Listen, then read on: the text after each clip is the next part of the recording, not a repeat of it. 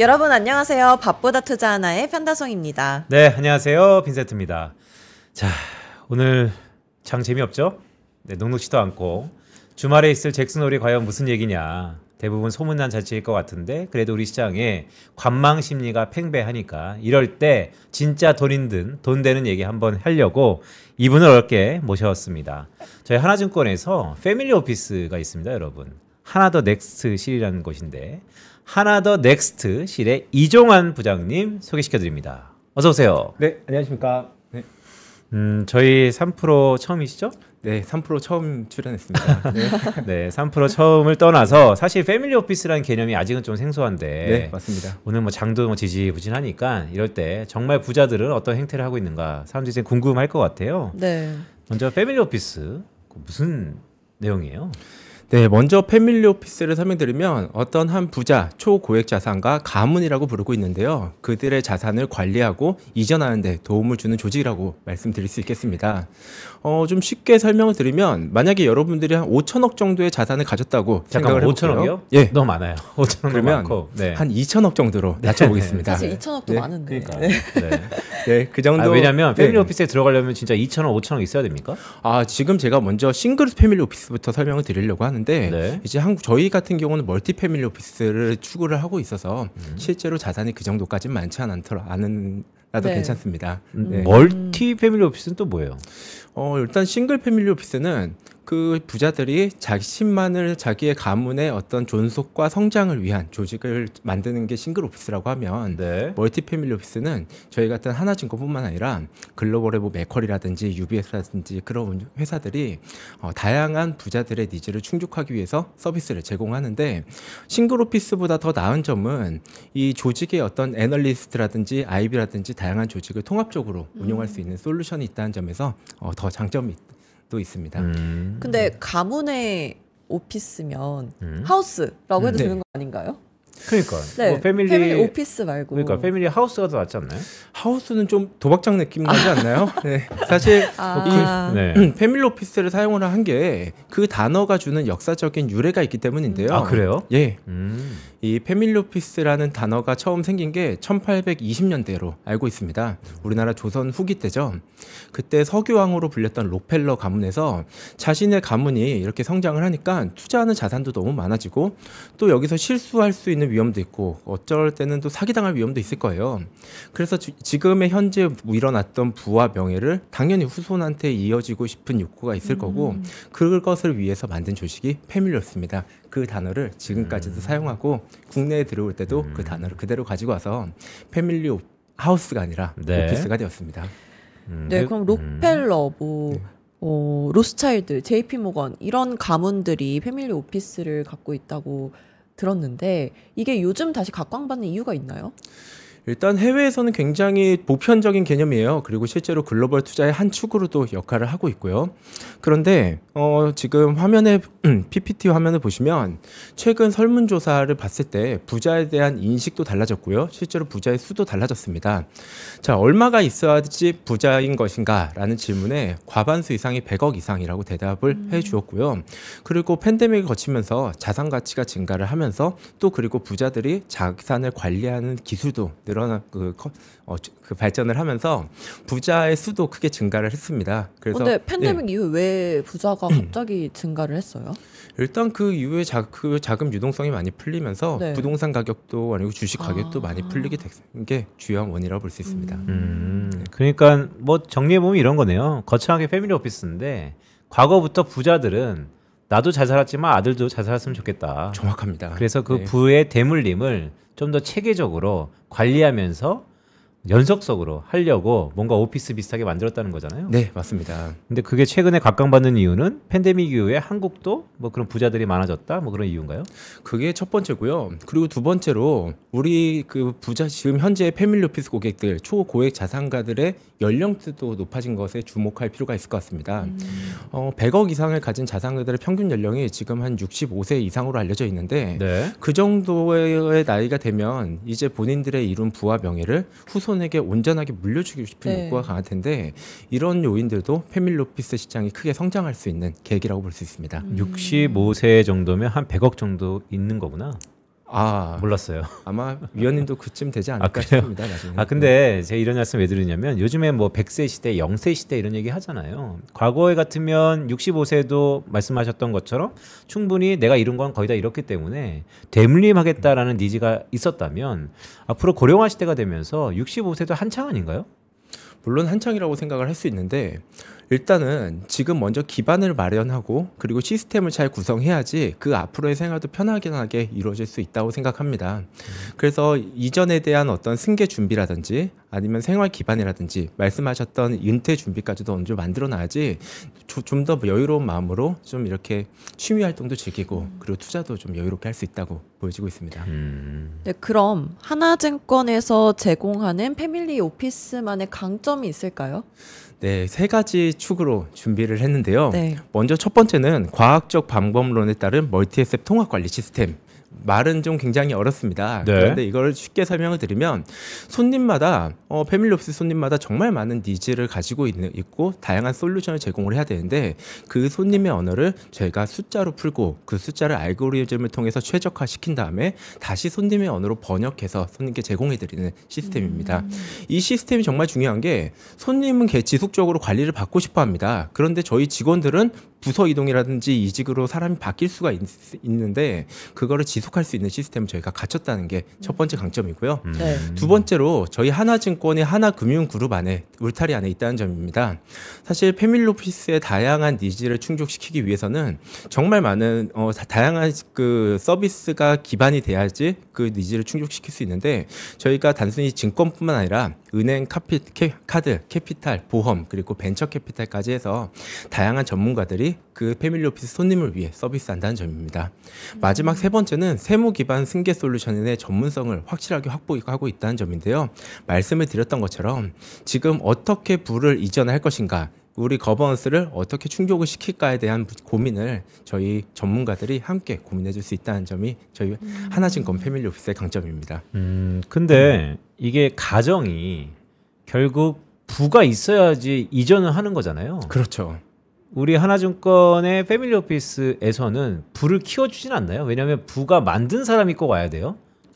저는 분명히 말씀을 드리는 게 부를 성장시키는 근육하고 부를 관리하는 근육은 분명히 다른 근육이라고 생각을 하고 있어요. 갑자기 근육? 네. 네.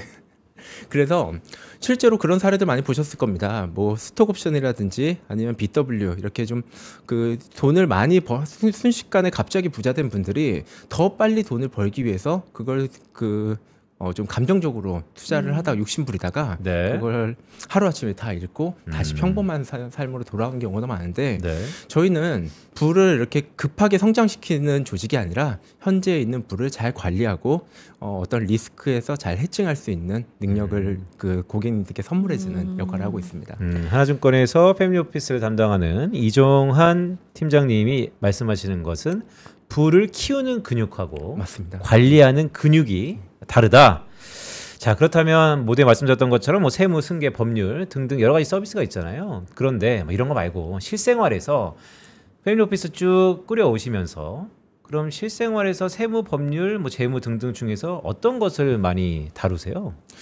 실생활이라고 하시면 어떤 걸 고객들과의 네, 접촉에서. 가장 문의가 많이 들어오는 내용이라든지 그런 게 있을까요? 아무래도 거의 저희 상담의 거의 70%는 세무 관련 상담이 가장 많고요. 세무. 그리고 세무 쪽에서도 증여와 상속 이쪽에 네. 대한 질문이 제일 많습니다. 사실 그 이유를 이렇게 손님들하고 이야기를 나눠보면 그동안 부를 이루는 과정에서 또 사업을 열심히 하는 과정에서 너무 바빴고 시간이 없어서 자식들하고 놀아주지 못한 게 후회가 된다라는 얘기를 많이 해요. 그래서 이제 그 자식들한테 최대한 많은 것들을 내가 물려주기 위해서 저희한테 많은 고민을 하기 위해 찾아오십니다. 네, 근데 부자들을 네. 정말 많이 만나보셨을 거 네, 아니에요? 맞습니다. 부자들과 일반인이 바라보는 투자의 시각이 좀 다른가요? 일단은 출발점부터 굉장히 다른 것 같아요. 이거는 저도 이 자료를 작성하면서 저도 네. 많이 후회됐던 부분인데 일반인 투자를 할 때 내가 이 종목을 샀을 때 어디까지 수익을 발생시킬 수 있을 것인가에 주목을 합니다. 네. 네. 그런데 부자들은 투자를 하는 시점부터 내가 여기에 투자했을 때 어떻게 리스크 관리를 하고 또 그리고 어디까지 이를 수 있을 것인가. 그래서 한도를 정해놓고 투자를 하기 때문에 그 출발선이 달라서 결과도 분명히 달라지는 게 있는 것 같습니다. 근데 뭐 이런 얘기 있잖아요. 부자는 관상부터가 다르다. 관상은 과학이다. 뭐 이런 얘기도 있던데. 네. 그거는 아닌가요? 네, 귓볼이 예. 넓고. 그러니까. 네, 막 미간 사이에 뭐 복고. 그런 거 쭉 있잖아요. 조선왕조 실력에 부자의 관상, 뭐 부자의 상이다. 뭐 이런 거 있잖아요. 사실 시청자 여러분 제 얼굴을 가만히 보시면 네. 제가 부자의 상이다라는 부자 관상이다는 얘기를 정말 많이 듣습니다. 댓글 주세요. 시청자 여러분 댓글 주세요. 네. 콧볼이 이렇게 오들록하고 아. 네, 예, 귓볼이 이렇게 잘 나와 있는데 네, 댓글이 큰 얘기가 안 나서 다행이네요. 네, 아, 그런데 그러네. 아, 과연 네. 부자 관상이 따로 있는가? 그거는 제가 20년 뒤에 다시 한번 증명해 보도록 하겠습니다. 20년 동안 직장인 하신다고 하는 겁니다. 네.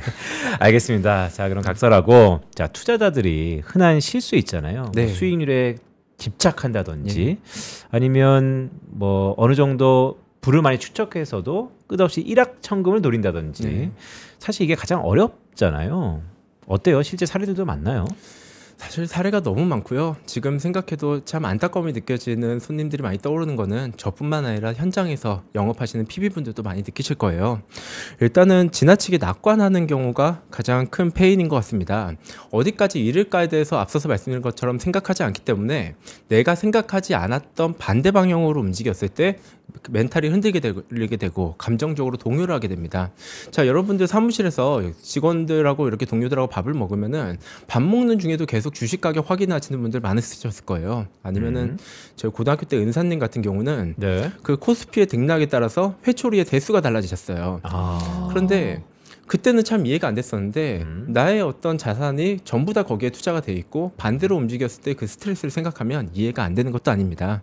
자, 그래서 계좌 등락에 따라서 감정에 좌우되는 투자 성향을 보이는 게 일단 첫 번째인 것 같고요. 네. 두 번째는 안다는 착각이에요. 시장을 예측할 수 있다는 과도한 확신인데 특히 지금처럼 이렇게 시장이 과열된 상황에서 올해 초에 코스피에 투자했거나 최근 몇 년 사이에 미국 주식에 투자를 처음 시작한 분들은 나 투자에 재능이 있는 거 아닌가라고 착각하기 쉽습니다. 그래서 제 개인적인 친구의 경우에도 코로나 이후에 주가 상승기에 주식에 처음 투자를 했는데 월에 1,000만 원씩 벌었었어요. 한 6개월 정도 해서 6천만 원 정도 벌더니 그 친구 대기업 다니던 친구인데 회사 그만두고 전업 투자자로. 아, 잠깐만. 네. 물론 이제 우리가 네. 모든 투자가 6천만 원 벌었다, 네. 1억 벌었다 그럴 수 예, 있죠. 예, 근데 예. 얼마로 번 게 되게 중요하잖아요. 예를 들어서 100억 갖고 6천만 원 번 거와 네. 5천만 원 갖고 6천만 원 번 거랑 완전 다르잖아요. 원금은 아마 한 5천에서 1억 정도 사이가 아니었나 싶습니다. 예. 그럼 엄청 잘한 투자 아니에요? 정말 잘했던 투자였는데 주가 상승기에 공격적으로 투자한 분들이면은 또 개인 투자자분들 중에 그 정도 수익률을 내는 사람이 또 없지는 않을 거예요. 네. 그런데 그 이후의 결과는 좀 뭐 여러분들이 예측하는 것과 뭐 다를 게 없을 거라 생각합니다. 그리고 다음은 세금을 무시한다는 점입니다. 사실 지금 시중에 나와 있는 IRP라든지 연금저축 그리고 IS 계좌만 잘 활용을 해도 생애 기간 동안 수억을 아낄 수 있는데 단기간에 그 정도 절세 수익 내가 벌면 되지라는 생각 때문에 이 세금을 무시하는 경향도 있고요. 잠깐만 수억을 네. 아낀다고요? 예, 맞습니다. 그게 어떻게 수억을 아끼지? 와닿지가 않아가지고. 이걸 제가 그 시뮬레이션을 해봤는데 네. 일단 IRP에서 투자를 했을 때 연간 15.4%, 6%인가요? 15.6% 혹은 15.4%. 13.2% 네. 매월 세액 공제가 되는 게 있고요. 그리고 이 인출을 하는 과정에서 3.3%에서 5.5% 저율 과세하는 부분까지 하면 네. 만약에 투자를 했을 때 그 세금이 뭐 미국 주식은 양도소득세 그리고 채권의 경우에는 이자소득세 이런 부분하고 계산을 해보면 일생에 거쳐서 한 1, 2억 정도는 웬만한 사람들도 다 절세를 할 수가 있는 걸 시뮬레이션을 돌려봤습니다. 그러니까 우리가 따져보면 일생에 걸쳐서 1억 벌기 진짜 힘들고 저축하기 그쵸. 힘든데 이런 절세 계좌만 잘 활용해도 맞습니다. 우리가 꼭 세금이라는 게 내야 되면 바람직하나 다 아깝잖아요. 그렇죠. 그래서 이런 것들이 되게 중요한 것 같은데 네. 어쨌든 흔한 실수가 1억 정말 저축하기 힘든데 이런 절세 계좌를 활용하지 않고 있다. 맞습니다. 네. 그래서 좀 장기적인 시각을 가지고 절세 계좌의 장점이 내가 원할 때 뺄 수 없다라는 단점은 있지만 장기적으로 투자를 해서 1, 2억 정도 충분히 챙겨갈 수 있는 전략을 만들었으면 좋겠습니다. 그리고 마지막으로 가장 중요한 건데요. 목적성이 부재가 돼 있다는 겁니다. 돈을 버는 목적에 대해 생각하지 않고 뇌동 매매를 하는 경우가 많은데 사실 우리가 돈을 보는 목적이 그 돈이 주는 시간의 가치 그리고 가족들에게 잘하기 위해서 우리 가문을 지속적으로 성장시키기 위해서인데 돈에만 너무 매몰되어 있고 그렇다 보니 수익률만 집중을 하게 되고 그래서 투자와 투기를 혼동한다는 점이 어떻게 보면 투자자들의 흔한 실수라고 볼 수 있을 것 같습니다. 그 부자들의 목적이 뭐 흔히 뭐 책에서도 많이 보지만 이 시간을 자기가 여유롭게 살기 위해서 맞습니다. 그래서 돈을 번다 이런 거는 대부분 뭐 와닿는 것 같아요. 네. 부자들이 강조하는 시스템 투자와 이 지키는 투자라는 말이 있다고 들었는데요. 이 구체적으로 어떻게 투자하는 게 시스템 투자고 지키는 투자인 건가요? 네, 맞습니다. 이 지키기만 해서 언제 돈을 버냐 이렇게 질문하실 수도 있을 것 같아요. 그런데 제가 앞서서 말씀드렸던 지키는 투자라는 거는 소극적인 의미로 수익률을 낮춰라, 원금 까지는 거는 투자하지 마라 이런 것들이 아니라 분산 투자를 통해서 리스크 관리를 하고 그리고 위험 허용 범위 내에서 투자를 하라는 말씀입니다. 네. 그래서 패밀리 오피스 손님들의 어떤 투자 성향을 보면 먼저 재정 계획을 세우는 게 그 시작이라고 볼 수 재정 있습니다. 계획. 맞습니다. 구체적으로 뭐예요? 일단 네 가지 스텝으로 이루어져 있는데요. 먼저 첫 번째는 방어적 기반을 만드는 거예요. 네. 투자에서 실패하더라도 최소한 나의 삶이 흔들리지 않는 생활비와 현금 흐름 그리고 은퇴 자금을 미리 마련을 해놓고 그 안에서 이제 투자를 시작하는 거죠. 그리고 두 번째 지키는 투자의 경우에도 그 몰빵 투자가 아니라 자산 간의 국가별, 자산별 전략적 분산을 통해서 충격 흡수 장치를 만들어 놓고 잃지 않는 투자를 최대한 추구한다는 점입니다. 세 번째는 리스크 해칭을 하는 방법이에요. 우리가 결국 자본주의 사회에서 이 시스템 리스크는 피할 수가 없을 텐데 환율이라든가 금리라든가 인플레이션 이런 부분을 해칭할 수 있는 자산, 뭐 절대 수익형이라든지 아니면 금, 실물 자산 등을 일부 편입해서 시장이 내 생각과 반대로 움직였을 때 올라갈 수 있는 자산들을 편입을 해보는 겁니다. 여기까지 됐을 때 이제 가치와 유산의 보존을 하기 위해서 상속 증여 플랜을 미리 세워놓고 그리고 가문의 거버넌스 어떤 합의체죠. 합의체를 이어서 가문이 우리 사회에 어떤 족적을 남길까를 고민해 보는 이 네 가지 스텝으로 이루어지는 게 패밀리 오피스의 재정 계획이라고 말씀드릴 수 있습니다. 그러니까 사실 저 스텝들을 이렇게 유심히 지금 보니까 다시 한번 화면을 좀 띄워주시죠. 저 스텝을 따라가다가 보면 좀 차분해질 것 같아요, 왠지. 네. 예, 스텝을 따라가는 것 자체가 방어적 기반, 지키는 투자, 리스크 해칭, 가치와 유산의 보존. 되게 어려운 것들이잖아요. 살면서 어떤 전문가의 도움 없이는 혼자 하기 참 힘든 것들인데 네.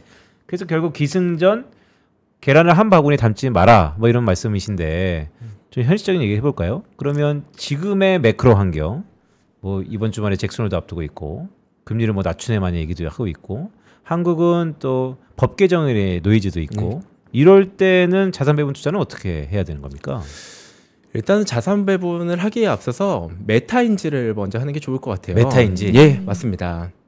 일단은 인간이 얻으려는 욕구보다 잃지 않을 욕구가 더 강하기 때문에 그리고 남들이 투자하는 거를 따라가려는 욕구가 있기 때문에 변동성에 높은 자산에 결국 흔들릴 수밖에 없다는 점입니다. 대표적으로 비트코인의 경우에는 2013년부터 2024년까지 매년 105%씩 성장을 했었던 반면에 네. 강남 아파트는 매년 5.7%밖에 성장하지 못했었어요. 그런데 우리 주변에 보면 좀 재테크를 잘했다라고 하는 분들은 대부분 부동산으로 불을 이루신 분이 네. 많지 반대로 비트코인은 투자해서 망했다라는 분도 심심찮게 들리고 있습니다. 그럼 반대로 우리가 그동안 수익률이 좋은 자산을 찾기 위해서 열심히 공부했는데 이 변동성을 신경 쓰지 않으면은 결국 잃을 수밖에 없다라는 걸 말씀드리고 싶습니다. 자, 그래서 제가 한번 테스트를 해봤습니다.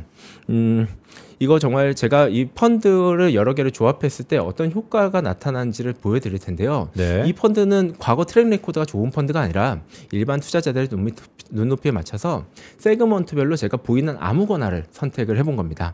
자, 먼저 이렇게 한번 투자해 볼게요. 국내 주식형 펀드하고 인버스 펀드 50% 이렇게 한번 혹시 위원님 이렇게 투자해 보신 적 있으세요? 이거는 뭐 투자할 의미가 있나요? 주식 펀드의 50%고 인버스의 50%면 네. 그냥 뭐 흔히 전문용어로 대꾸받고 네. 네. 맞습니다. 그러니까요. 창피하지만 저는 이렇게 투자해 본 적이 있는 게 그래요? 네. 저희 신입사원 때 네. 그때 그 당시 지점에서 근무했었는데 그때 펀드 캠페인을 했었어요.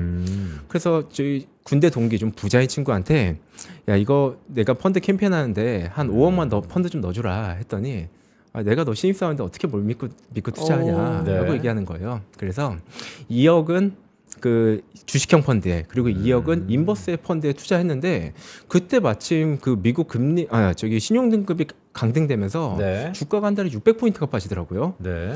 그러면서 오히려 이 주식형 펀드는 그때 잘 방어를 했었고 인버스 펀드는 똑같이 올라가서 한 2달 사이에 10%가 넘는 수익을 발생을 시켰던 적이 있습니다. 아무튼 뭐 이거는 딴 얘기였고요. 근데 잠깐만. 네. 여기서 네. 포인트 기억해? 방금 뭐라고 하셨냐면 신입사원이라고 했잖아요. 네, 방금. 맞습니다. 5억 투자했다는데? 그니까요. 그러니까요. 정확히 그때 5억이었는데 4억을 투자했었는데 우와. 어쨌든 그래서 네. 네, 펀드 그 판매 우수 직원이 선정돼서 오. 상품권도 네. 받고 그랬던 기억이 있었는데 결과도 네. 결과이지만 맞습니다. 이정환 팀장이 신입사원 때 5억을 투자했다는 게 네. 친구요. 아, 근데 친구가 부자 친구가. 부자 부자인 친구가 친구. 네. 네. 부자인 친구가 많으면 좋더라고요. 아무튼 이렇게 국내 주식형 펀드 50% 그리고 인버스 펀드 50% 투자하면은 주식 대비해서 시장 대비해서 주식의 알파 수익만큼을 추구하는 변동성이 나올 거예요. 굉장히 완만한 그래프를 볼 수가 있죠. 이때는 연환산 수익률 6% 그리고 변동성 6%가 나옵니다. 자, 한 개를 더 추가해 보겠습니다. 자, 변동성을 더 낮추기 위해서 공모주 펀드를 추가해 봤습니다. 각각 3분의 1씩 투자를 했더니 자, 연환산 수익률은 그대로인데 변동성은 4%로 낮아졌습니다. 자, 이번에는 수익률이 좀 아쉬워서 글로벌 주식형 펀드 아무거나 한번 넣어봤습니다. 그랬더니 4분의 1씩 투자했을 때 연환산 수익률은 6%에서 7%로 그리고 변동성은 4%로 낮아지게 됐고요. 그리고 이번에 좀 아쉬워서 완전 전략이 다른 자산 배분형 펀드도 한번 담아봤습니다. 그래서 각각 20%씩 투자를 했더니 연환산 수익률은 8% 그리고 변동성은 4%로 낮아져서 투자의 가성비가 굉장히 좋아진 것을 볼 수가 있습니다.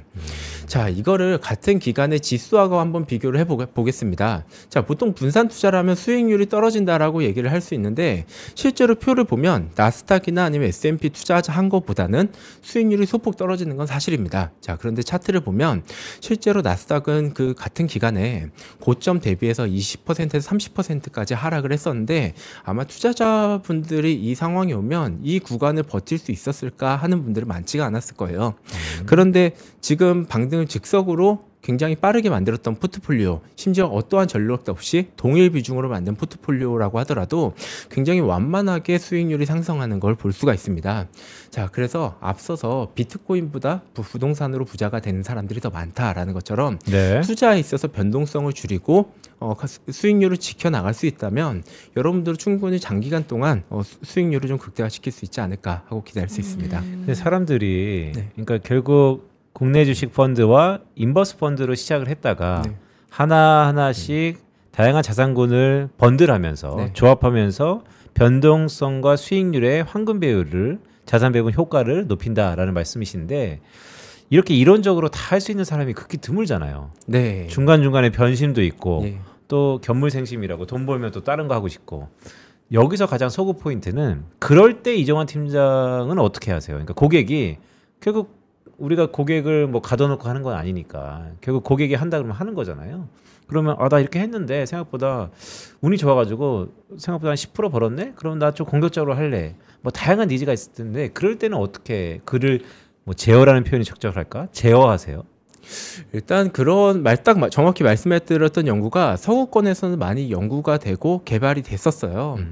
맞습니다. 정확하게 손님이 만약에 5가지의 종목이 있는데 4종목은 일부 좀 수익이 났는데 한 개 종목이 한 마이너스 30-40%로 손실이 나 있는 거예요. 네. 자, 이거 팔고 저희 포트폴리오가 좋으니까 투자하시죠 라고 하면 아마 좀 기분 언짢아 하시는 손님도 많을 겁니다. 자, 그런 손님들에게는 코어 세틀라이트 전략이라고 해서 네. 자, 수익이 난 자산은 쉽게 또 매도를 할 수 있겠죠. 그러면 손실이라는 자산을 그 중심에 두고 다른 포트폴리오로 조정을 해서 이 손실을 줄여나가는 전략을 손님께 권해드리는 방법이 있을 겁니다. 뭐 그 외에도 나는 원금 보장은 꼭 지켜야 돼요. 근데 주식은 하고 싶어. 이렇게 좀 어려운 주문을 하시는 분들도 있을 수 있습니다. 자, 이분들께는 뭐 포트폴리오 보험 전략이라고 해서 대부분의 자산을 예금이라든지 채권이라든지 DLB라든지 일대형 상품에 투자를 하고 위험 자산은 그 일드 상품에 나오는 만큼의 변동성만큼 자, 그만큼만 투자를 해서 원금은 지키면서도 좀 투자 자산에서 네. 어느 정도 주가 수익의 상승도 같이 누릴 수 있는 전략 이런 식으로 많이 개발이 되어 있습니다. 그 얘기 다시 한번 해주세요. 사실 저희 상프로TV 시청자 여러분들은 주식 재테크에 관심이 워낙 많으시니까 그런 사람이 있을까 하는데 객장에서나 우리의 고객과 손님들 대부분은 나 손해보기 싫어요. 하지만 돈 벌고 싶어요. 맞습니다. 이런 사람 거의 대부분이거든요. 네. 그래요? 되게 많아요. 그런 이러지 사람. 않아요? 나 위험 투자할래. 잃어도 상관없어. 그 아, 대신 그런가? 많이 벌 거야. 아, 근데 이건 저만 그런 거 그건 같긴 해요. 그건 서였죠. 그러니까 그건 젊어서 그런 것 같아. 내가 보니까 나 위험 투자, 나 주식 투자 할래. 근데 잃어도 괜찮아. 많이 벌고 싶어라는 것도 있지만 어느 정도 자산 가면 나 진짜 손해 보기 싫다. 하지만 돈은 좀 많이 벌고 싶다. 이런 사람들의 니즈가 대부분이던데 아까 편다송 하나가 얘기한 그런 케이스와 또 제가 네. 오는 케이스 이렇게 이분법적으로 했을 때는 어떤 솔루션을 주세요? 맞습니다. 사실 투자자들하고 상담을 해보면 말씀하신 것 오히려 더 이상 더 나아가서 본인이 어떤 투자를 하고 싶은지 모르는 손님이 대다수인 게 사실이에요. 네. 저는 사실 그런 분들께 여유를 먼저 여유라는 그 값진 가치를 먼저 준비를 해드리고 싶습니다. 마음의 여유요. 예, 마음의 여유죠. 그 돈으로 생기는 거 아니에요? 돈으로 생기는 건 맞는데 네. 사실 이렇게 생각해보면 쉬울 것 같아요. 주변에 보면 10년 전에 비트코인 100만 원 사놨는데 모르고 잊고 지내다가 10년이 지났더니 한 10억이 되어 있더라. 네. 이런 사례들이 주변에 보면은 사실 그분들한테 있어서 뭐 대부분 직장이 마찬가지일 거예요. 100만 원을 10년 뒤에 전에 투자했을 때 이걸 잊을 수 있는 여유. 이게 여유라고 생각을 하고 그래서 고위험 자산에 투자하기 위해서는 이 만약에 하락하더라도 그걸 믿고 기다릴 수 있는 여유가 필요한데 그 여유 그걸 만들기 위해서는 앞서서 말씀드린 것처럼 패밀리 오피스의 재정 계획 그걸 먼저 시스템화 시켜드리는 게 좋은 전략이라고 생각합니다. 네. 그러면 하나증권에서는 손님이 오셨을 때 하나증권 패밀리 오피스에서요. 어떤 절차로 손님분들께 포트폴리오를 제공을 하시나요? 네, 먼저 일단은 손님의 니즈를 파악하고 손님의 어떤 철학이나 이루고 싶은 꿈이 어떤 건지에 대해서 찾는 데 가장 많은 시간을 쏟는 것 같습니다. 그럼 제일 먼저 오자마자 고객님 네. 안녕하세요. 꿈이 뭡니까? 물어봐요. 일단은 라포부터 형성을 하고 네. 저는 먼저 점심 뭐 드셨어요?부터 시작을 하는 거예요. 민센트 너무 네. 로봇 같은 거 아니에요? 그러니까 어떤 꿈이 있으신가요? 당신의 꿈이 뭡니까? 네. 네. 뭐 이런 거. 네. 그거보다는 이렇게 보통 패밀리 오피스 분들의 경우에는 본인만의 철학과 가치가 분명히 존재를 합니다. 그리고 또 그거를 어떻게 지금 현재 시점에서 더 이루고 싶은 꿈이 있거나 아니면 이전하고 싶은 꿈 여러 가지 니즈들이 있겠죠. 그래서 저희는 그걸 니즈를 파악하고 그리고 저희 팀끼리 회의를 해서 네. 그 손님들의 꿈을 이루기 위한 어떤 수학적인 계산을 하기 시작합니다. 예를 들어서 뭐 자녀가 언제 결혼했으면 좋겠다 혹은 사업을 언제 매각하고 싶다 같은 계획들이 있으면 거기에 맞춰서 재정 계획을 세우게 되는데 그 과정에서 알고리즘이라든지 아니면 매크로 이런 것들을 이용해서 수학적으로 분석을 하고요. 그리고 투자 자산의 경우에는 말씀드렸던 자산의 상관관계를 지금 오른쪽 보이는 화면처럼 알고리즘 통해서 분석을 한 다음에 최적화를 하는 과정이 있습니다. 그래서 최적의 포트폴리오를 도출하고 그리고 손님이 앞으로 벌어질 이벤트에 대해서 미리 준비를 하는 거죠. 그리고 지금까지 했었던 내용을 손님의 언어로 재해석해서 드립니다. 저 선 뭐예요? 프론티어 모델인가? 저 선 뭐예요? 네, 효율적 투자 기회선입니다. 네. 빨간색. 예, 맞습니다. 그러니까 변동성과 수익률의 가장 황금 비율. 맞습니다. 그러면 이종환 팀장한테 가면 이렇게 만들어 주신다는 거예요? 저희가 뭐 부자분들이 오시면 더 부자로 만들어드리는 아까 역할을 하고 자산이 있습니다. 있다고 했는데 그 기준 자산이 얼마 이상이어야 이걸 해주시는 거 아닌가요? 사실 저희가 내부적으로 정하는 건 없지만 시장에서 평균적으로 이렇게 언론 매체에 나온 거 보면 대부분 100억 이상을 패밀리 오피스라고 관리를 하고 있고 네. 그렇게 말씀을 드리는 게 100억 이상이 되면 단순하게 투자 수익률을 올려야 된다에 대한 니즈보다 법률이라든지 세무라든지 승계 다양한 이슈에 노출이 되기 때문에 저희가 토탈 솔루션을 제공을 해드리고 있습니다. 그러니까요. 오늘 뭐 전반적으로 패밀리 오피스에 대해서 말씀을 쭉 하고 있는데 이런 원론적인 질문 다시 한번 좀 해볼까요? 패밀리 오피스가 한국에 자리 잡는 데까지 다양한 부침이 있는 것 같아요. 네. 왜냐하면 단순히 그냥 돈 많으면 패밀리 오피스 서비스를 받는 건가? 근데 그 경계선도 좀 애매모호하고 저희 하나그룹 말고도 뭐 NH 뭐 경쟁사들 많잖아요. 한투, KB 다 어느 정도 100억 있으면 뭔가 패밀리 오피스를 해준다고 하는데 그 세세한 서비스의 차별성이 좀 모호하거든요. 하나증권은 어때요? 그러니까 뭐 경쟁사 대비 뭐 부자를 꿈꾸시는 분들 아니면 이미 부자인데 본인이 모르시는 분들도 시청자분들이 많이 볼 텐데 하나증권만의 패밀리 오피스의 차별점 뭘까요, 그게?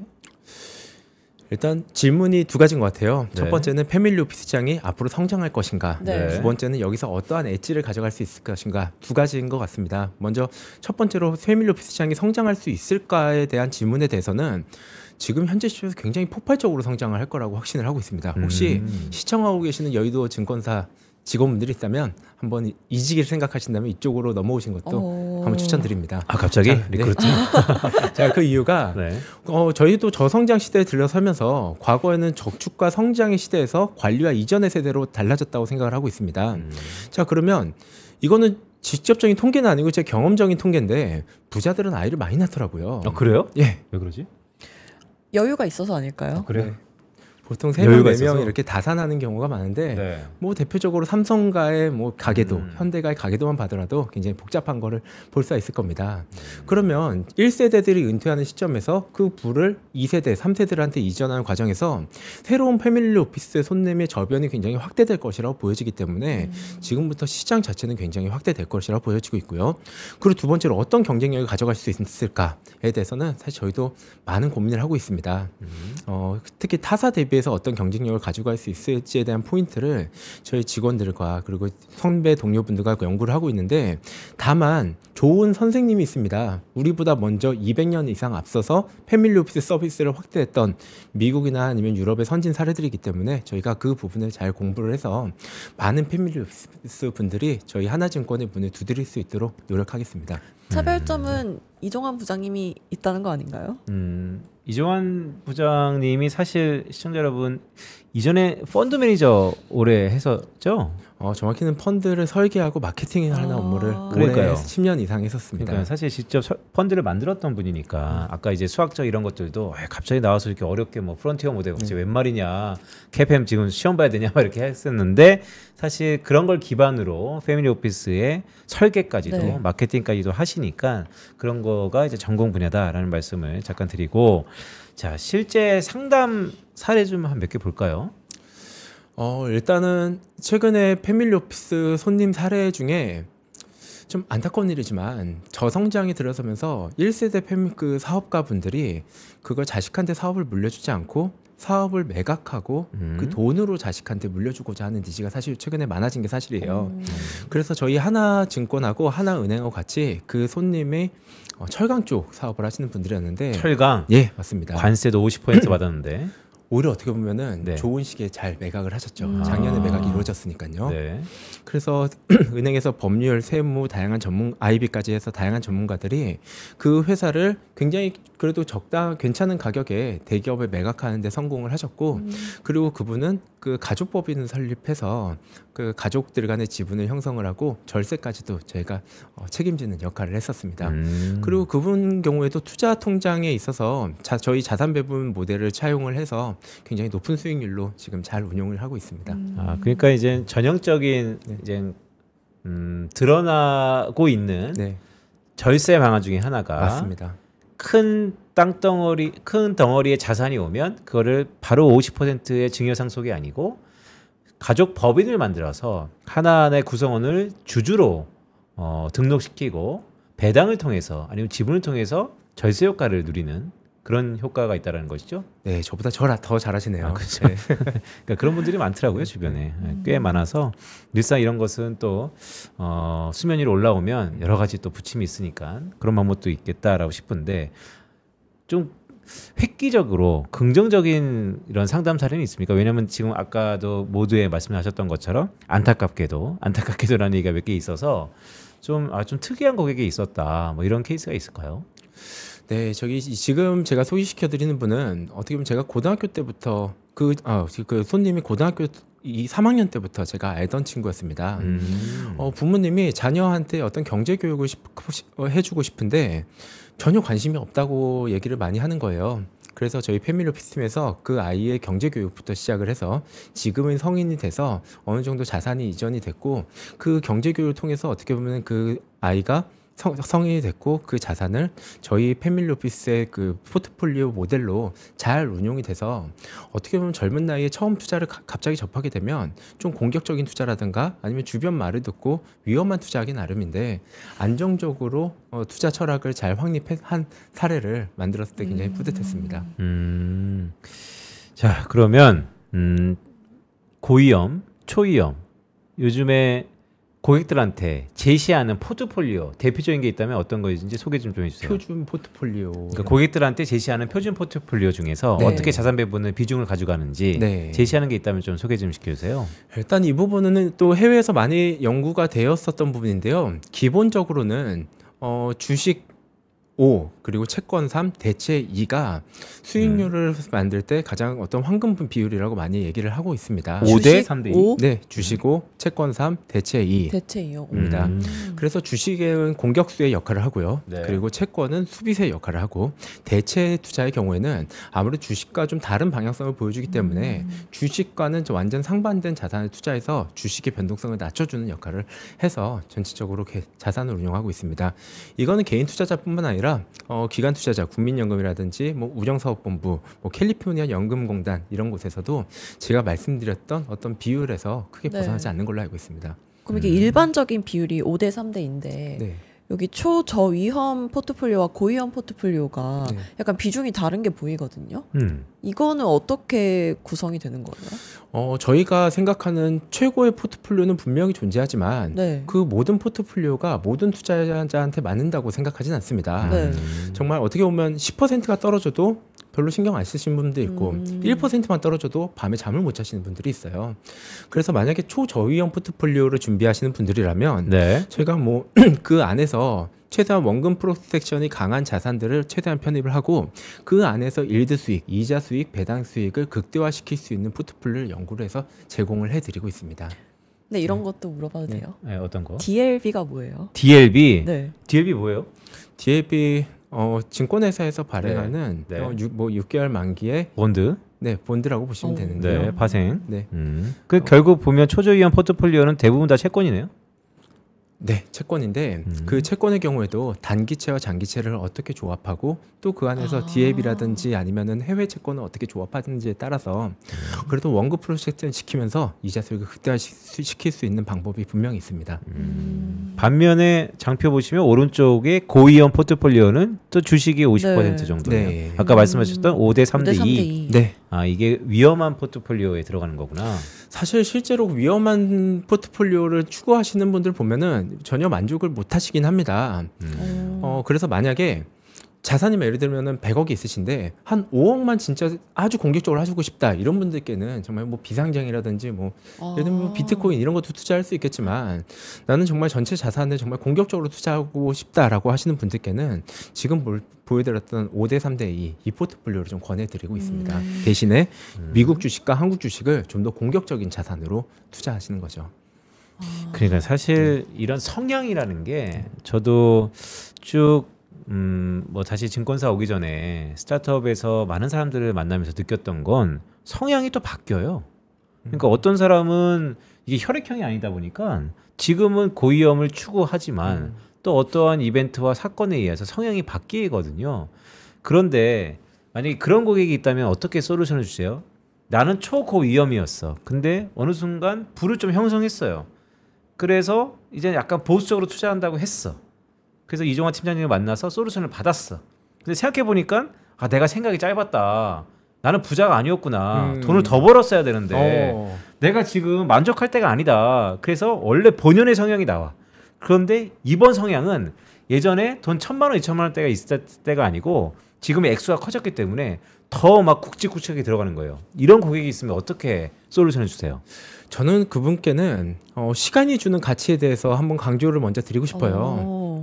그래서 과거에는 굉장히 어떻게 보면 운이 좋게 빠르게 자산을 형성했지만 과거에 1억을 가지고 1억을 벌 때는 5년이 걸렸다. 그런데 네. 지금 100억을 가지고 1억을 벌기 위해서는 3개월이면 벌 수 있다.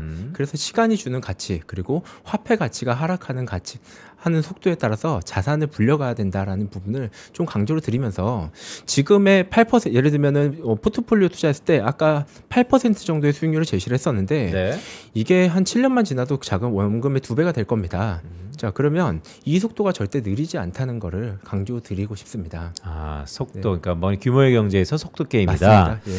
그러니까 왜냐하면 제 주변에도 이 시청자분들 중에서도 그런 분들이 사회적으로 되게 많을 것 같아요. 왜냐하면 다양한 자산들이 딜터 자산을 포함해서 변동성과 시세를 꽤 많이 나잖아요. 그러니까 상승장에서는 정말 무시무시한 수익률을 내고 있거든요. 그렇죠. 그래서 어느 정도 부를 축적하면 아, 나 부자인가 봐 라고 하면서 좀 보수적으로 바뀌어요.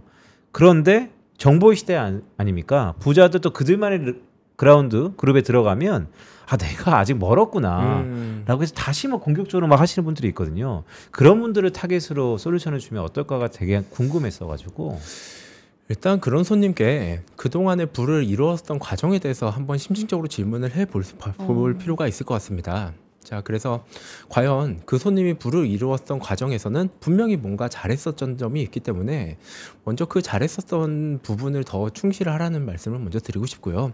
저희는 보조자로서 자금이 원활하게 안전하게 그리고 흔들리지 않게 굴러가게 만들어드리는 게 저희의 어떻게 보면 사명이기 때문에 그 부분에서 도와드리고 그 외적인 부분에서는 또 다양한 전문가들을 연결해 드리도록 하겠습니다. 아, 그래요? 이런 얘기는 안 하세요? 아, 그만 벌면 됐어요. 언제까지 일하려고. 그만하면 네. 아, 그것도 행복입니다. 이런 얘기는 안 하나요? 야, 솔직히 그 말을 네. 되게 하고 싶어요. 네. 왜냐하면 그 통장 잔고만 보더라도 그러니까요. 되게 부럽거든요. 네. 그런데 저희가 하고자 하는 일은 손님의 꿈을 오히려 더 응원해드리는 일이라고 생각해서 아. 네, 더 응원해드리고 더 잘 되게끔 만들어드리고 싶습니다. 네, 그럼 마지막으로 부장님께서 오늘 소개해주신 내용 정리해 주시면서 시청자분들이 이 내용만은 꼭 기억했으면 하는 네. 그런 부분 혹시 말씀해 주실 수 있을까요? 네, 제가 그동안 이 경제 유튜버들을 많이 보면 댓글로 제일 많이 달리는 게 그래서 뭐 사야 돼? 라는 얘기를 많이 하는 것 같아요. 그래서 뭐 사야 돼요? 그래서 제가 먼저 드리고 싶은 말씀은 어떤 종목을 사야 되는지 공부하는 과정도 굉장히 중요합니다. 그런데 그 앞서서 먼저 재정 계획을 세우고 시스템을 갖추고 그래서 여유롭게 투자하고 하시라는 말씀을 먼저 가장 먼저 드리고 강조하고 싶습니다. 자, 그럼 좋은 종목보다 중요한 건 시스템이다. 네, 시스템이고 오. 여유로운 마음가짐이고 그리고 그 여유로운 마음가짐 속에서 돈보다 더 중요한 가치들이 많습니다. 그 중요한 가치들을 생각하시면서 할 때 오히려 더 좋은 수익률로 계좌에서 보여주시지 않을까 싶습니다. 사실 뭐 고객의 맞춤으로 인해서 내가 당신의 모든 것을 동행할 준비가 돼 있다. 그것이 소통이고 교감이니까요. 그런 의미에서 되게 의미가 있다라는 생각입니다. 자, 오늘 하나더 넥스트 팀을 이끌고 계시는 이종환 부장과 함께 고객의 니즈를 숫자로 수학을 되게 강조하셨어요. 숫자로 전략적으로 재해석하는 자산관리 솔루션에 대해서 이야기 나눠봤습니다. 이종환 팀장이었습니다. 고맙습니다. 네, 감사합니다. 네, 마켓 이슈 하나하나가 바로 돌아올 건데요. 잠시 광고 듣고 바로 만나 뵙도록 하겠습니다. 부장님, 식사하러 가세요? 난 생략. 밥보다 중요한 게 있어. 왜요? 밥보다 낮잠? 밥보다 골프? 아니, 밥보다 투자해야지. 매일 오전 11시 남들보다 한 발 앞서가는 당신을 위한 든든한 투자 정보가 찾아옵니다. 지금 꼭 사야 할 핵심 종목과 시장의 향방에 대한 명쾌한 예측, 미리 준비해야 할 투자 트렌드까지 꾹꾹 눌러 담아드립니다. 밥보다 더 든든한 계좌를 원하세요? 밥보다 투자 하나, 많은 시청 부탁드립니다. 부장님, 요즘 입맛이 통 없어요. 왜? 요즘 투자가 다 안 되나 봐. 제가 산 것만 떨어져요. 어떻게 하죠? 그렇다면 밥보다 투자 공부해보는 건 어때? 매일 오전 11시 남들보다 한 발 앞서가는 당신을 위한 든든한 투자 정보가 찾아옵니다. 지금 꼭 사야 할 핵심 종목과 시장의 향방에 대한 명쾌한 예측, 미리 준비해야 할 투자 트렌드까지 꾹꾹 눌러 담아드립니다. 밥보다 더 든든한 계좌를 원하세요? 밥보다 투자 하나, 많은 시청 부탁드립니다.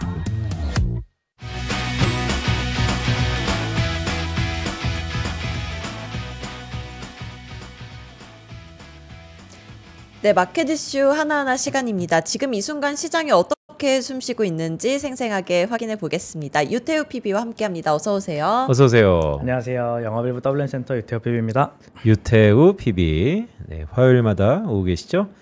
자, 오늘도 우리 장은 힘을 못 쓰는 것 같은데 전반적인 브리핑 한번 해주시죠. 일단 코스피, 코스닥 먼저 설명을 잠깐 드리자면 화면 같이 보면서 설명드리겠습니다. 코스피 같은 경우 마이너스 0.38%고 코스닥은 마이너스 1% 정도로 보시면 좋을 것 같습니다.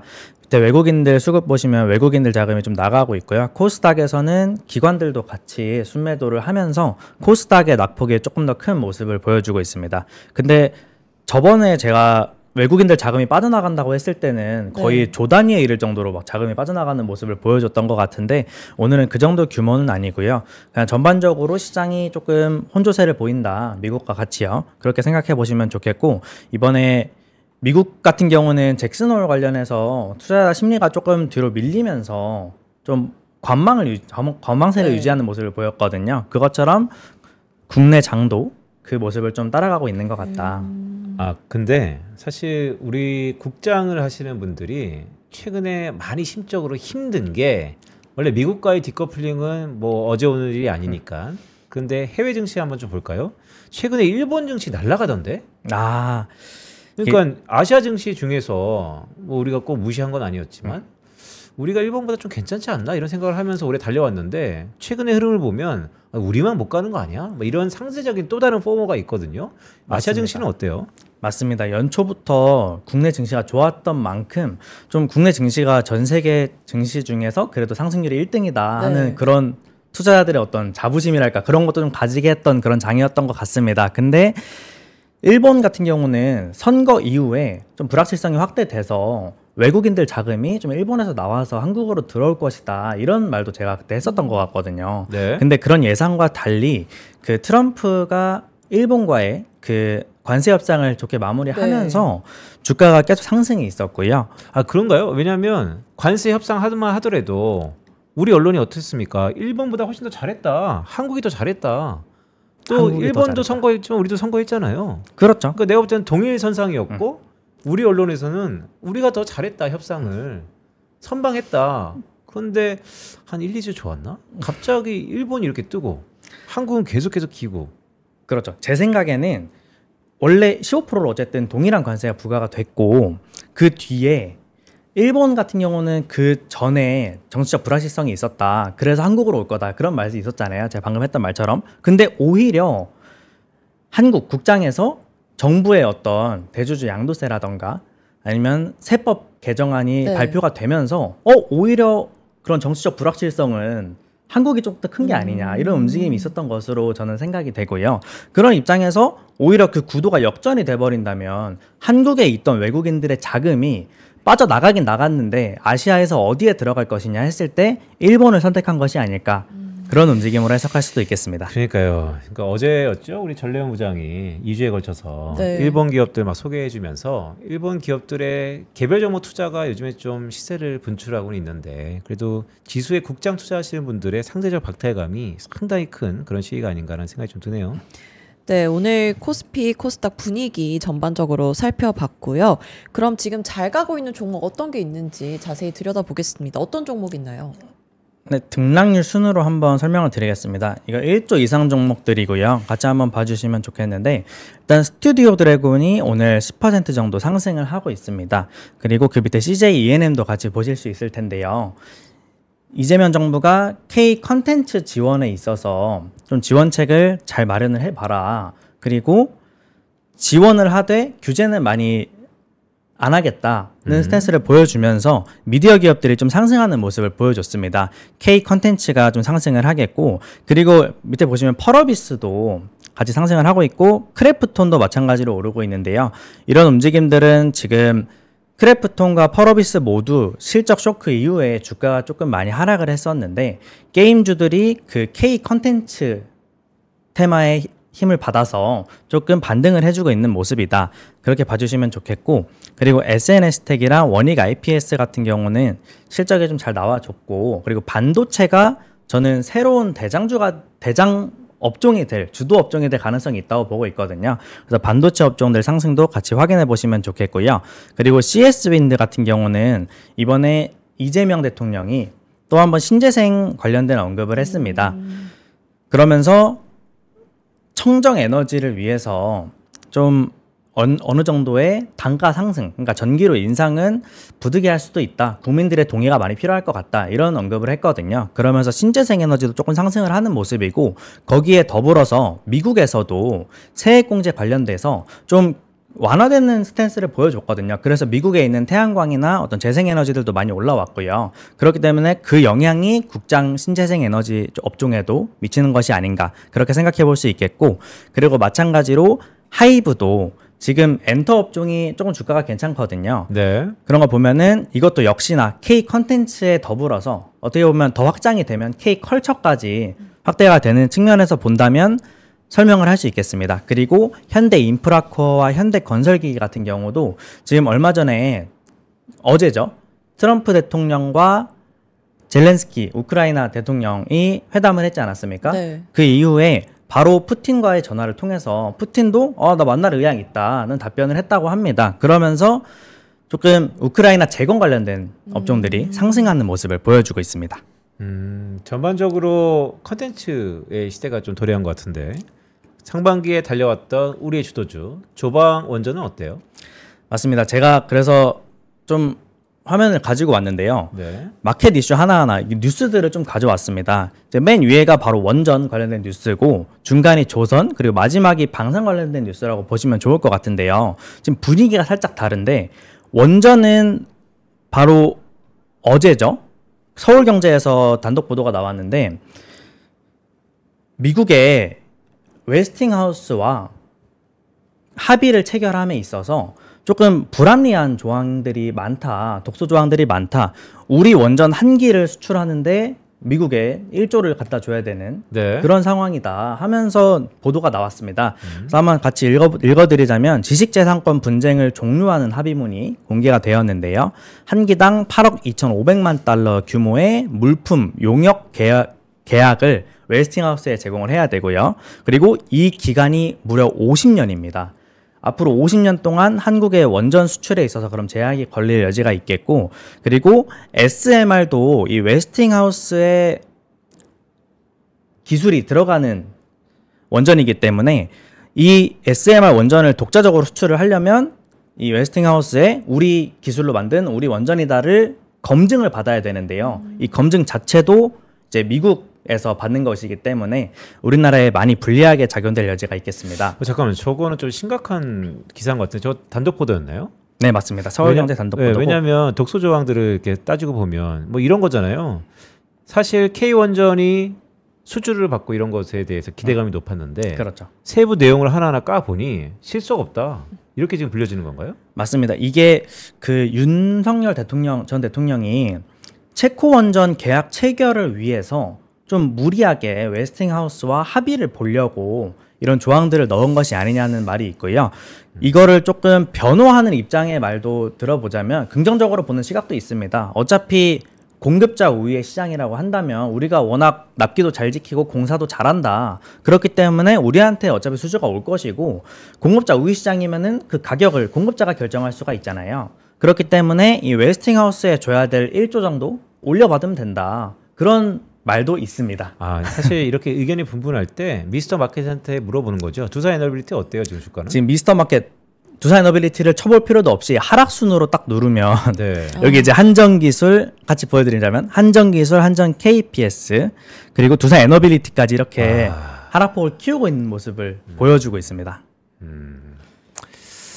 뭐 이런 것들이 이번 건으로 끝나면 되겠는데 또 하나하나 불안감이 좀 있긴 하네요. 맞습니다. 그래서 이번에 원래 조방원으로 불렸던 주도 업종 중에서 원전은 이제 한 발 빼야 되지 않을까 제 생각에는. 왜냐하면 워낙 불확실성이 커지면 그 시장은 리스크가 그만큼 커지는 거다 보니까요. 투자자분들께서 좀 조심하셨으면 그래요? 좋겠습니다. 우리 그 누구였지? 완전 김영윤 소장? 네. 김영윤 소장님 한번 또 소환해야겠네. 네, 50년 만에 사이클이라고 했는데 어쨌든. 그렇죠. 그리고 두 번째 이제 조선도 같이 말씀을 드리자면 마스가 프로젝트가 닻을 올랐다. 그 조선이라서 다치로 표현했지 뭐 차로 치면은 뭐 브레이크를 풀었다, 주차를 풀고 뭐 출발한다, 엑셀 밟았다 그렇게 표현할 수도 있겠는데요. 관세 협상의 핵심 카드로 조선 분야 협력을 요구를 했었고 미국 입장에서는 서부 태평양과 인도양 등을 담당하는 7함대의 정기적인 유지 보수를 위한 거점이 필요합니다. 저는 여기서 정기적인 유지 보수라는 말이 굉장히 중요하다고 생각이 되는데요. 이번에 현대중공업이 그 정기 보수 MRO를 수주를 했을 때 거기 뉴스가 어떻게 나왔냐면 정기 보수액 같은 경우 배에 탑승해서 그 배 안에서 점검을 진행을 하게 됩니다. 그 말인즉슨 바다 위에 배를 띄워놓고 진행을 하는 거고요. 그만큼 작업하는 거는 도크 수에 영향을 받지 않습니다. 그래서 지금 조선 업종들이 도크가 모두 꽉 차 있는 상태이기 때문에 이런 바다 위에 띄워서 인력으로 진행하는 정기 보수가 정기 점검, 정기 보수 같은 경우에는 도크 숫자를 오히려 초월하는, 그러니까 지금 실적 추정치들을 상회하는 실적을 낼 가능성이 높아지는 거겠죠. MRO 수주가 이뤄진다면. 그렇기 때문에 이런 부분도 같이 함께 확인하셨으면 좋겠고, 여태까지 MRO 프로젝트는 미국이 주도를 하는 것이기 때문에 이익을 그렇게 많이 보장해주지 않을 것이다, 이런 말들이 많았습니다. 근데 기존에 있던 거에 더해서 플러스 알파가 되는 거라면 이거는 충분히 의미가 있다고 생각을 하거든요. 그래서 마즈가 프로젝트에 이어서 이 조선들 같이 봐주셨으면 좋겠고, 한미 정상회담이 25일이죠. 다음 주 월. 예, 맞습니다. 네, 다음 주 월요일이면 이런 후속 뭐 MRO가 사실 되게 키 포인트니까 맞습니다. 관련돼서 뭔가 성명서가 또 나올 수도 있겠네요. 그렇죠. 그런 게 나온다면 조선업종들 랠리가 지금 좀 멈춰 있는 상태거든요, 사실. 네. 근데 이게 다시 시작될 수도 있겠다. 그렇게 봐주시면 좋겠습니다. 그리고 세 번째, 트럼프 러우 회담 조율 중이라는 뉴스는 제가 아까 말씀드린 대로 네. 뭐 회담 잘했고 좀 전쟁 종식 가능성이 높아졌다, 네. 그 정도로 해석해 주시면 좋겠습니다. 네, 오전장 이슈까지 살펴봤는데요. 이제 오후장 전략을 세워볼 시간입니다. 오후에 주목해야 될 포인트 어떤 게 있을까요? 네, 제가 일단 주목해야 될 포인트로 세 가지를 미리 적어왔고요. 그리고 뒤에 제가 설명드리고 싶은 내용도 한 장 같이 가져왔습니다. 일단 첫 번째로 2차 전지의 반란입니다. 여기 5월부터 적어놔서 아니 뭐 옛날 얘기를 지금 해라고 생각하실 수도 있겠는데, 네. 이 2차 전지가 사실 투자자분들의 굉장히 아픈 손가락 중 하나거든요. 2023년 중순부터 시작해서 계속해서 내려왔고 거의 한 번의 반등도 주지 않았기 때문에 좀 많이들 물려 계실 거라 생각이 듭니다. 근데 그 물려있는 이유 중 하나가 바로 중국의 배터리 때문인데요. 미국이 중국산 배터리 부품 생산업체한테 고율 관세를 예고했습니다. 올 연말이 될 것으로 보이는데요. 이 움직임은 2차 전지 시장에서 중국을 배제하겠다, 우리 우방국들의 공급망으로 새롭게 재편하겠다는 움직임으로 해석해 주셨으면 좋겠고요. 그런 움직임이라면 사실 글로벌로 중국을 딱 가리면 2등으로는 한국이 가장 큰 점유율을 차지하고 있거든요, 배터리 시장에서요. 네. 그리고 원래 전기차 캐집 논리로 많이 하락을 했었는데 이제 배터리 수요처는 전기차만이 아닙니다. ESS도 있고 그리고 로봇도 있고요. 그리고 드론도 있죠. 그렇기 때문에 이 2차 전지 수요가 계속해서 증가를 할 것이고, 그리고 이 2차 전지라는 거는 도시가 발전하면 발전할수록 더 많이 쓰일 수밖에 없는 전력 기반의 ESS 배터리잖아요. 네. 그렇기 때문에 수요가 계속해서 높아질 거라고 보입니다. 그래서 2차 전지에 반등하는 모습도 이제 시작이다라고 봐주셨으면 좋겠고요. 그리고 이번에 PPI가 좀 충격적인 수치를 발표가 됐는데요. 그렇기 때문에 바로 다음 달 9월에 발표되는 CPI도 생산자 물가가 올라갔는데 소비자 물가가 안 올라갈 수가 있느냐. 소비자 물가도 올라가서 나타날 것이다. 그러면은 사실상 이제 8월에 발표됐던 7월 CPI는 예상치에 부합하면서 그렇게 큰 움직임을 보여주지 않았었는데, 이번 8월 CPI가 9월에 발표가 된다면 그때야말로 이제 물가 지표들이 올라가면서 좀 지각 변동을 일으킬 수 있겠다. 그렇기 때문에 9월에 원래 금리 인하 가능성을 거의 100% 초과까지 예상치가 올라갔었는데 이게 많이 하락하면서 불안감이 좀 확대되고 있는 모습입니다. 그리고 세 번째로 제가 아까 말씀드렸던 주도주의 지각 변동이 좀 있을 것으로 보이는데요.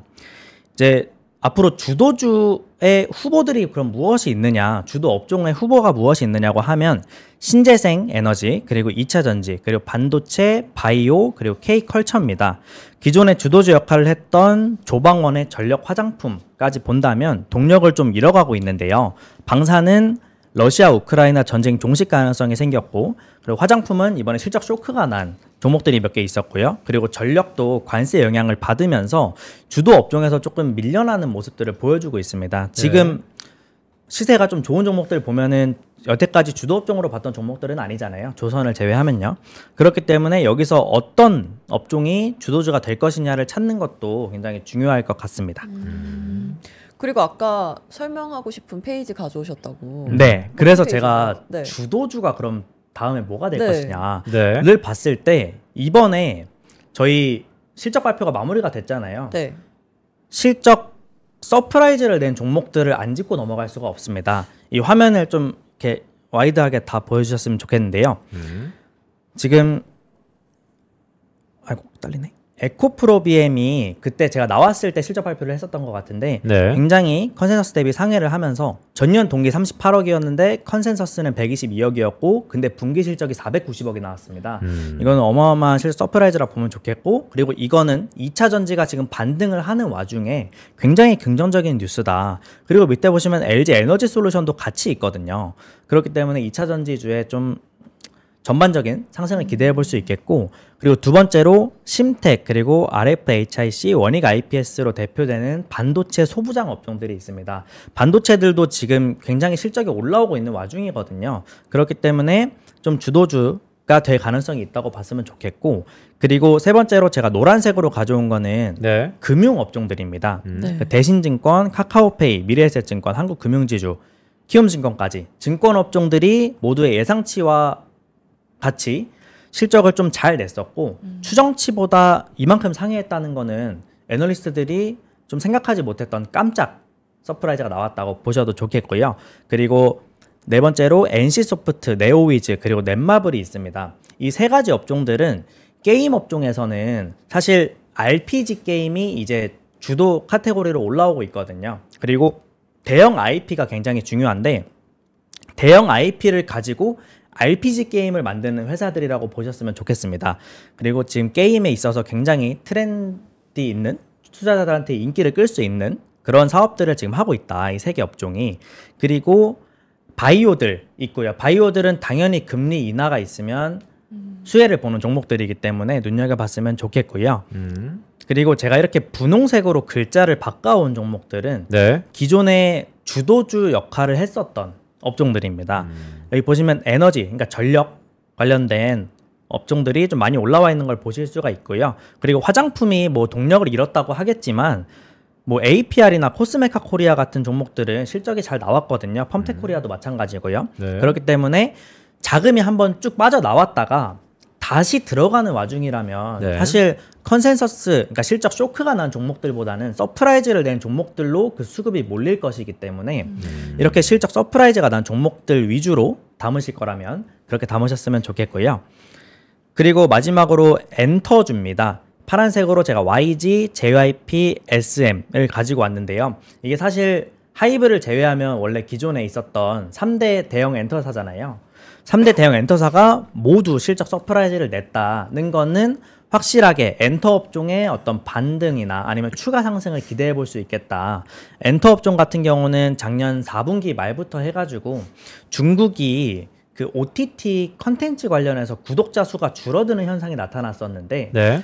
중국 입장에서는 사실 그 OTT 구독자 수가 줄어들면 안 되거든요. 계속해서 국민들이 가입해서 자기들이 통제하는 OTT 사이트에서 계속 프로그램들을 시청을 하고 해야 되는데 구독자 수가 줄어든다는 거는 그 사람들이 뭐 TV를 안 보진 않을 거잖아요. 어디 다른 데를 찾아서 불법적인 루트라던가 그렇게 다른 컨텐츠를 볼 수도 있기 때문에 중국 입장에서는 그게 굉장히 좀 위험으로 다가왔을 수 있다. 그렇기 때문에 구독자 수를 늘리기 위해서 그럼 한국의 컨텐츠, 이 인기 있는 K 컨텐츠들을 가져와서 구독자 수를 높이자 하는 수요가 있었을 것이고 그때부터 이제 중국의 한한령이 해제될 것이다라는 말이 나타나기 시작했습니다. 그래서 올 초부터 빠르게 엔터주들이 올라왔었는데요.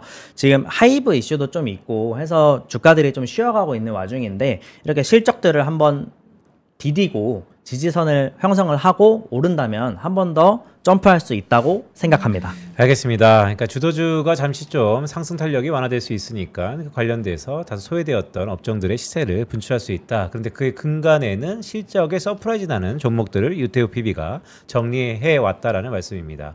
관련된 자료는 신의자료실 같은데 저희가 업로드해 드릴 테니까요. 시청자 여러분들께서 필요하시면 다운로드 받아서 참고하시면 좋을 것 같습니다. 자, 오늘 유태우 PB와 함께했습니다. 고맙습니다. 감사합니다. 네, 밥보다 투자 하나는 내일도 오전 11시에 알찬 정보로 돌아오겠습니다. 시청해주셔서 감사합니다. 고맙습니다. 전원경 교수님과 함께 미국과 필라델피아를 누비며 세계 7대 미술관을 모두 관람합니다. 관심 있으셨던 분들은 조금 서두르시면 좋겠네요. 영상 아래 링크에서 자세한 내용을 확인하세요.